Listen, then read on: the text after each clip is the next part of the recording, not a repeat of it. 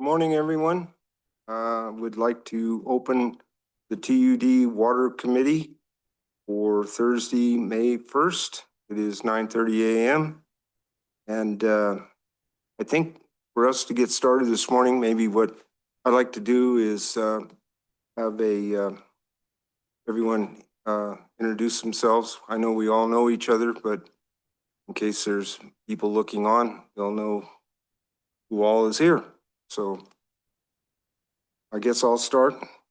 Ron Ringen. I am one of TUD board directors, president at the time, and also the chairman of the water committee.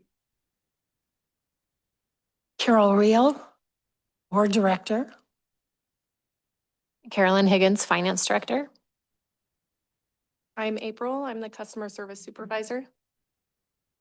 Eric Hall, operations director. Don Perkins, general manager. Matt Nolte, water distribution superintendent. Ms. McMullen, executive secretary, board. Okay, and we have a person in the audience.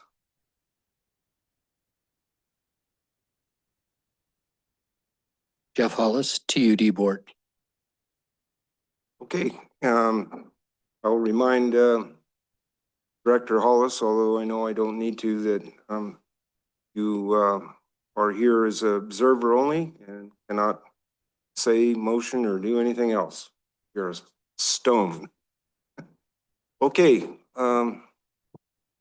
GM Perkins, what do you have for us today? Read the open. We can. Item number 1, customer appeal of water leak adjustment decision. Okay, good morning, committee members and staff. Appreciate you taking the time out of your day. I know we're really busy. Simply stated, there's a request. Ms. Sharon Forbes would like us to forgive in some manner a portion of a bill due to numerous leaks over many months, maybe even a couple of years now. You have a lot of staff here who has a lot of knowledge of what has transpired over the time. And if you want to hear all of that, we can provide that with you. But in short, their requests don't meet our policy to even grant them a leak adjustment. But per our policy and per the customer, we thought would be good to bring it to the committee so the committee can hear it and give it its approval or another. Approve the leak adjustment or deny the leak adjustment. So what's your pleasure? Do you want to hear in some detail what has transpired to now, or? Yeah, I think that would be very helpful. I'm assuming that this is connected to a presentation at a board meeting during public time. And so if it is part of that, then yes, I think that we would like to hear what's happened up to this point in time. Okay. So that we can make an informed decision. You're correct. It is due to that incident or occurrence that happened at a board meeting some time ago. So I don't know how this normally works. I think I do, but eventually somebody's going to call the office and lodge some sort of a request or a complaint or whatever. Was that the first? Okay, go ahead. Yeah. Well, so this situation, I would say, started back in late 2022 or early 2023 when this property was purchased by the current owner. And for several years after that, there was very high consumption that with multiple visits to the property to check the meter and see what the meter was communicating to us. We confirmed that there was at least a leak, if not multiple. Normally when that happens, it is the customer or the property owner's responsibility to repair leaks. Once it's repaired, a customer can apply for a leak adjustment, and then their situation is assessed against the leak adjustment policy. A decision is given. I hate to interrupt, but just for clarification, so this has been going on since when? When did it start? I believe from when they purchased the property at the end of 2022. Wow, so well over 2 years. Yes, as far as I understand, the high consumption caused by leaks was well over 2 years, or near about 2 years. Okay. All right, thank you. Yeah. So anyway, in this case, I believe the repairs were made, the leak adjustment application was submitted. It was denied for two reasons. One was the leak adjustment wasn't actually filled out properly, where the leaks were detailed or the repairs were detailed. And the other reason was because since the leak had been so long-standing, the usage at the home was actually less in the current billing cycle that we could look for a leak adjustment compared to the year before that we would use in the calculation to compare, to come up with a leak adjustment. So there was no difference to be able to credit or adjust for the customer. So let me ask a question here. Once again, I'm sorry to interrupt, but kind of want to get a drift of what's going on here. So you mentioned there was numerous trips out to the property? Yeah, Okay, so you have, first of all, how was it determined that there was a leak? I mean, you have high consumption, you said, mhm. but, what was, in other words, one of those visits was to check the meter to see if the meter's running? Yeah, So then the way I understand it is when that happens, then we, staff normally informs the ratepayer that the leak's on their side and it's their obligation to get it fixed. It's not a TUD situation. right. Is that and- correct? Yes, and that's exactly what happened. Okay. But how could there be a leak that goes on for over 2 years with multiple trips to the property? And it's either fixed or it's not fixed. I don't quite understand that. Right. So there was kind of an ongoing conversation with this customer that, he was looking for the leaks and he's repairing leaks and it seemed that he was making efforts to get the leaks repaired. But each time either another leak popped up or there were multiple leaks going. I'm not quite sure, but there was never a period of time in that 2 years where we went out and, oh, okay, there's no more flow going through the meter that looks like a leak, so now it's fixed. I've been on the board for quite a number of years, as well as attending matter of fact, all the meetings for a number of years prior to getting on the board. And I've seen a couple. This is not everyday occurrence to have a leak adjustment come for the board. Mhm. But I thought that the leak adjustment policy was for a, the way I read it and the way I've understood it over the years was that the leak adjustment was for basically a one-time, and these are my words, catastrophic leak that is a real burden, would be a real burden on the ratepayer. And that's when when TUD would entertain possibly making some sort of adjustment on a one-time basis. How could this go on for over 2 years? Well, so the issue of having the leak running and the actual application of a leak adjustment, those are kind of two separate conversations. Okay, So it was not until however long it takes him to fix his leak, up to him, it's not until that leak is fixed that then we would even entertain the conversation of a leak adjustment application. And in this case, that's when the application was given to him to fill out and return if he met the qualification. now I'm getting really confused here. You keep saying he, and yet in the information that we were given for the meeting, It's signed by a she, Sharon Forbes. Right. Who are we? Who's the leak adjustment for? Well, so the property owner is Sharon Forbes, based on documentation and my understanding. The he that I'm referring to would be the gentleman that spoke in the meeting that is directly tied to the property and all the conversations and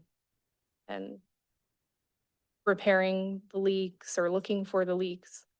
I actually have not had not one instance of communication with Mrs. Forbes.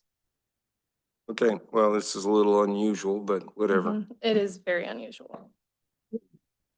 I'm sorry, I need to kind of clear these things up as they come to Yeah. my mind so that Yeah. we're all on the same page, so Mhm. I'm sorry to have interrupted. You're fine. Yeah, absolutely. So you're saying that during the course of these 2 years, he said he fixed leaks, but the usage never changed? It fluctuates as water usage would, but, so basically, over the 2 years, we would tell him that he had a leak. He would say that it was repaired. We would then go out and see, okay, is your meter showing that it's repaired? Is your meter still showing usage? What is it communicating? So that's what prompted a lot of the visits to the property, was he thought that he may have had it fixed at different points. So then our distribution team would go out and look at the meter, see what it's communicating.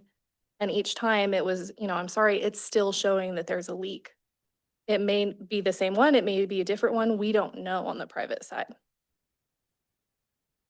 Director Ringen, if I did ask Matt to come to shed some light on the Yeah. effort that this. I was hoping that something like that would. So if you want to hear it just in some detail, what No, what effort we went through. I to definitely help think us. that would be important for the board, for the committee to know. Yeah. All right, so as April said, generally what happens is the billing staff sends the distribution team out to go for a leak check. That initial leak check showed that, yes, they did have a significant leak. So then there was some conversation between field staff with the homeowner or whoever was at the tenant or son or whoever this gentleman is, letting him know meter location and that he did have a leak. And then they go back to billing and say that to fix the leak. So they respond with, the leak has been repaired. Please come out and check our meter. We go out and check again, and sure enough, it's not. So I do want to comment that, and I brag about this in that field staff, billing staff, everybody, we make sure that we give quality customer service. And so we went above and beyond with this situation, and we had multiple conversations with this gentleman where our field staff went out. They actually showed them the meter, how to read the meter, how to audit their system, and actually walked the gentleman's line with him to the home multiple times. They actually found they could hear a leak under the home, and they said, well, there's your leak. They showed them how to isolate the home from the pipeline that comes from the meter to the home. They isolated that, found that the gentleman still had a very small leak, but still a leak. And so again, they've spent multiple times going out there walking it with this gentleman. The feedback I got from my team was that they had very good conversations with this gentleman. They left knowing that this gentleman felt like he got a good experience. There was great dialogue between the two, and they never had any kind of experience where they felt like it wasn't a positive impact on. So That's all great information. How many, you don't need to tell me exactly unless you know, but how many times did TUD go to the property? I don't know that exact number. I think April might know more than I. I don't know the exact number. My guess would be between 12 and 16. I would guess. Wow. That's customer service Over, plus. over Yeah. 2 years, Yeah, well, I know. that's still. And how many times was the ratepayer charged for those visits? Charge for that. No, you're telling me 17, 16 to whatever times, and there was absolutely no charge. No, we typically would do a high read check or a leak check as a courtesy.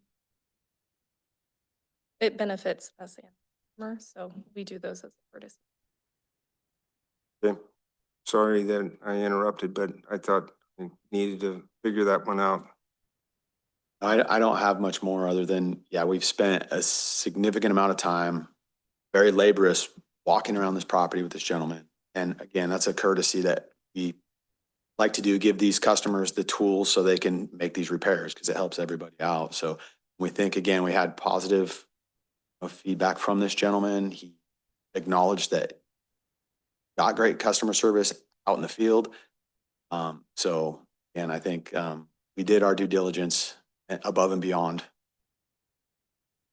Okay, thank you for that. Do you have anything further? I do not. Other than I'm really proud of our course of work here, what we do. This is one of a lot of stories where we go out of our way as a board directive many years ago, is to ensure we provide excellent customer service. Yes, it costs money sometimes, it costs effort, but we think there's value in that. I think the board sees value. I'm just proud of the work we do. Other than that, I'm good. Excuse me.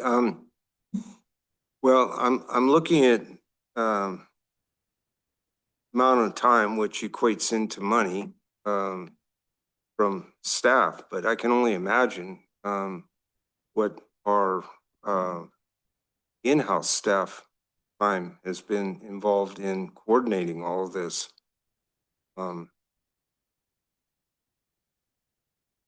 Somehow this just doesn't seem to me to fit into our leak adjustment policy. The way this is, I don't know. Like I said, the way I've always seen it throughout the years, this is for a quote unquote catastrophic break one time. And, you know, that's understandable. Even though when we do that, if we provide a reduction or rebate, whatever you want to call it, for the on the bill for a leak such as that, I mean, TUD is a special district, and we are not a for-profit corporation. There's no profit here. We're not even allowed to make a profit. The only thing we are required to do as a special district is to remain financially viable, because we provide a very important service of safe sanitary water and sewer service. And that's a health and safety issue, and that's why we can't fail.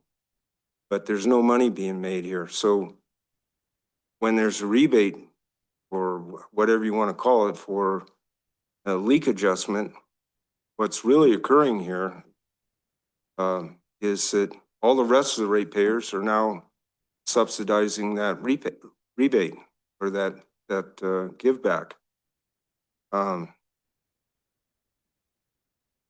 So anyway, Yeah, I wanted to throw out for Director Reel. I'll just throw out a scenario where an appropriate leak adjustment might be considered. Let's say you have a customer who has been on our customer for a number of years, 3, 4, 5 years, doesn't matter at this point. And you can consistently see during this time period, 2-month period, they use about 800 cubic feet, consistently that time period. Suddenly this time period, there's a known leak. Suddenly this time period, it's well over 1,000 cubic feet, maybe 1,500 cubic feet. Customers fix the leak, the customer calls in. That would be an appropriate time to consider adjustment. That's a typical. I know this because it happened to me. Yeah, so an abnormal spike in consumption that was caused by a particular type of leak. There's quite a few little stipulations in the leak policy. But yeah, so a spike in consumption that is abnormal to someone's use, historical use, and that's how we would calculate what our possible leak adjustment amount would be. That scenario would be appropriate to look at. do you folks have anything more? Does staff have anything more that? The only thing I would add that it states also in our leak adjustment policy is that if a leak adjustment was approved, it can't span more than one billing cycle. So that would be the case with type of leak. There was a spike. If it really hit them over two, it's only one billing cycle to look at. And which in this case, it falls beneath that amount, correct? The billing cycle period that we would look at for his leak adjustment when he turned it in. Yes, his usage for that billing cycle was less than it would have been, less than it was the year prior at the same time. So based on the technical calculation of that, there was no adjustment to be given because his usage last year at the same time was significantly more than the usage for the billing period that we could apply his leak adjustment to. Okay. So, if there's no more, then I guess I'll bring it back to the committee. What, do you have any thoughts on this, committee member? So you don't see a significant difference between, for that 30, is it a 30-day period you're looking at? It's 60. 60? For the 60-day period from after he said he finished all the leak? Or I thought it was the year before. So his usage was higher the prior year Mhm. than it was at the current bill that he was applying for a leak adjustment. So our leak adjustment calculation would be, we take the consumption amount from last year at the same time frame. We want to compare apples to apples. So the consumption amount on that customer's account from the same time frame the year before, and the consumption amount on the current bill, we subtract the current amount from the amount last year, and then we would be able to adjust half of that difference. So if their consumption was $200 last year, $100 this year, that's a difference of $100. We could adjust $50 of that. So we're adjusting part of it and they are paying part of it. In this case, his consumption from the year before, am I explaining this right? Okay. His consumption from the year before was significantly more than his consumption this year. Did I explain that right? Okay. So what he's asking for is the difference between the two. Just my understanding on this policy is that it's a 30 to 60-day leak, and this is spanned over how many years? About two. Yeah. Yeah. So again, I mean, the leak adjustment policy typically is for that leak where there's really a high spike in usage and therefore a high spike in the bill. So we take their normal historical usage and come up with a way to meet them in the middle on the charges. Again, in this case, his usage was so high for so long that the numbers didn't work out in his favor for a leak adjustment. Thank you. Well, I've already stated the facts as I know them, and the facts as I'm understanding from this situation does not sound like this is an issue that fits into what our policy is. So I don't know.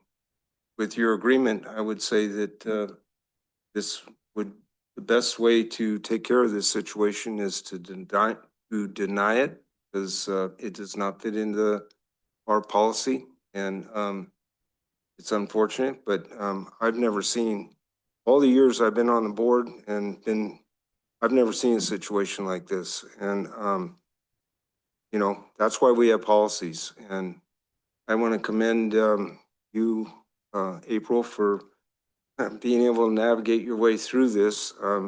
And thank you for sticking to the policy.